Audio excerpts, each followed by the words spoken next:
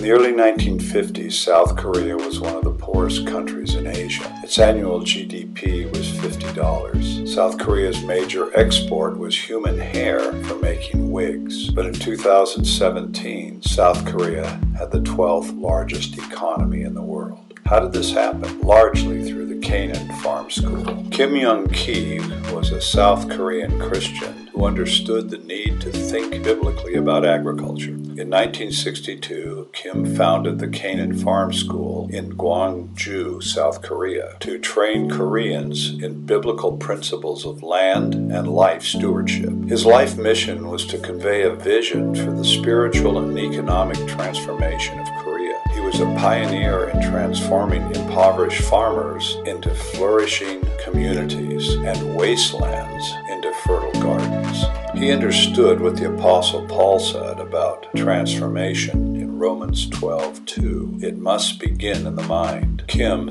said, "We aim to produce model communities of poverty eradication based on mindset transformation and to raise leaders who would practice and live out the changed mindset." The model is based on the understanding that God, not the state, is sovereign. Human beings are made in the image of God and are not merely mouths to be fed. The modern statist model makes the government responsible to get people out of poverty, a framework that breeds corruption, dependency, and greater poverty. But the Canaan Farm School taught poor people to take responsibility for their own development. As a result, a whole nation was lifted out of poverty in a short period of time. The Canaan Farm School was born in 1931. While Kim Young-ki began small, he had a large vision, the flourishing of the nation, and a whole life model impacting every aspect of Korean society. South Korean President Park Chung-hee visited the Canaan Farm School on March 9, 1962. President Park said, "This is the way by which the Korean people will live a good life, and so I hope you follow the example of the living and the spirit of this family and practice it." He ordered his cabinet members to visit Canaan Farm School, take a crash course in the principles and methods, and apply them in the area of their national responsibility. On April 22, 1970,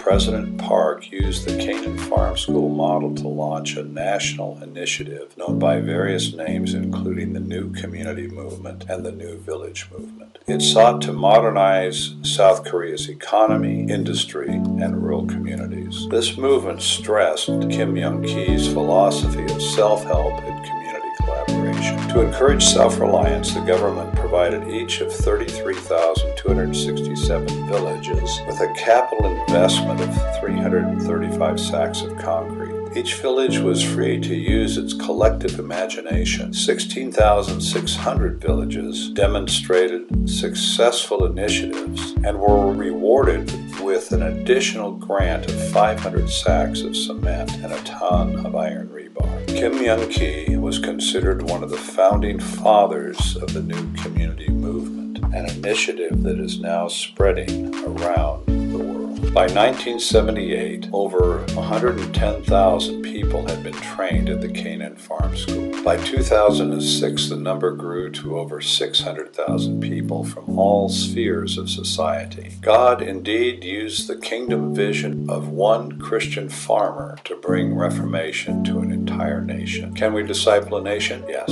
South Korea is a modern example.